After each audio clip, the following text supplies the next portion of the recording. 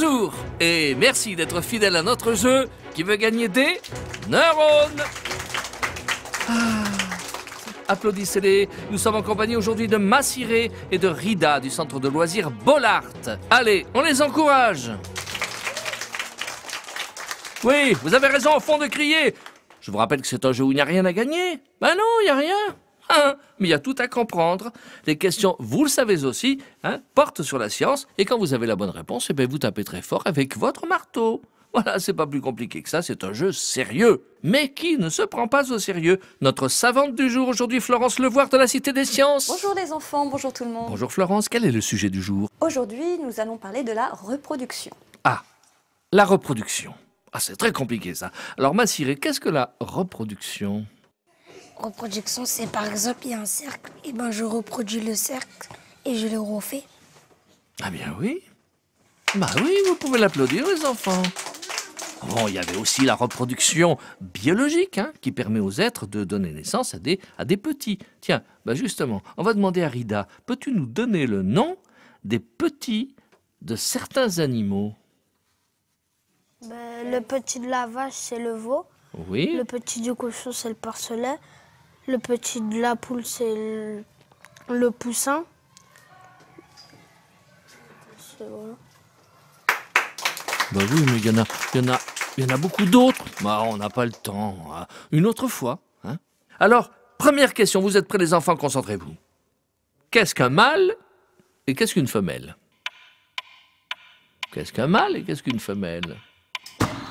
Oui, Massiré. Un mâle, c'est le mari d'un animal et la femelle, c'est la femme de l'animal. Oui, applaudissez-la. Si tant est que les animaux se marient, ce qu'on ne sait pas. Dites-nous, Florence Levoire, la bonne réponse. Le mâle, lui, possède des glandes qui fournissent des spermatozoïdes et la femelle, elle possède des glandes qui fournissent des ovules. En fait, la reproduction sexuée, c'est-à-dire la production d'un nouvel être vivant, nécessite la fécondation. Alors, la fécondation, qu'est-ce que c'est? C'est tout simplement la fusion ou encore la rencontre entre une cellule sexuelle mâle et une cellule sexuelle femelle. Cette fécondation donc va donner un œuf. Cet œuf va alors se diviser pour former l'embryon. Eh bien, voilà qui est clair. C'est très clair. Deuxième question, les enfants, écoutez bien. Sachant qu'elles ne se déplacent pas, comment les plantes et les fleurs se reproduisent? Sachant qu'elles ne se déplacent pas, comment les fleurs et les plantes se reproduisent? Oui, Rida. On met une graine dans de la terre, ça faut la mettre au soleil. Après, ça pousse, mais il faut la mettre de l'eau. Oui. Alors, on met la graine et ensuite on met de l'eau. Il y a l'amorce de quelque chose. Demandons à Florence Levoire un complément de réponse.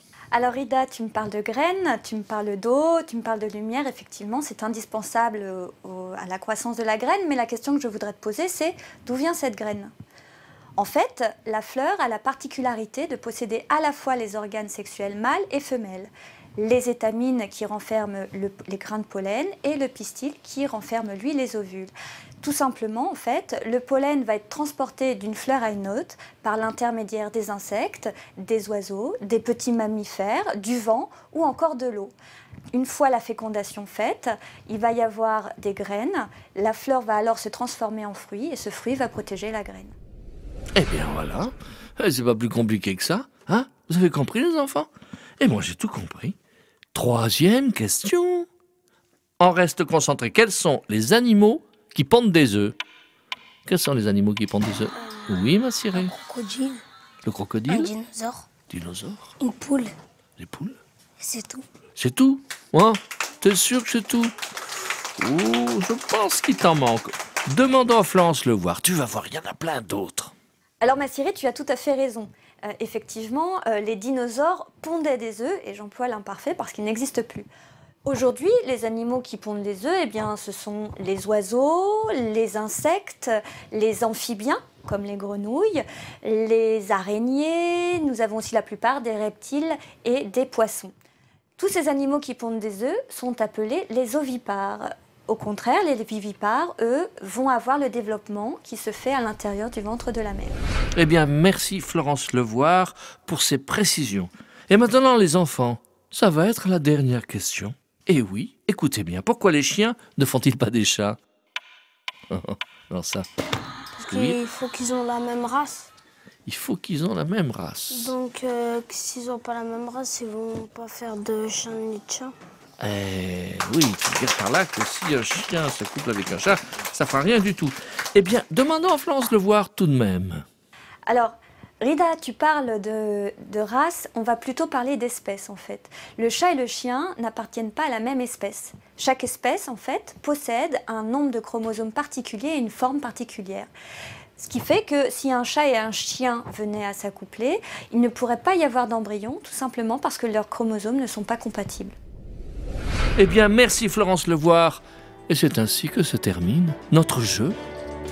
Oui, notre jeu, où il n'y a ni gagnant, ni perdant. Alors bravo à Rida et à Massiré. On a joué sérieusement sans se prendre au sérieux. Et merci à Florence Levoire de la Cité des Sciences et de l'Industrie. Au revoir Massiré, au revoir Rida et merci à tous les enfants. Et merci au Centre de loisirs Bollard, à ses animateurs. À la prochaine fois. Et que ça ne se reproduise plus.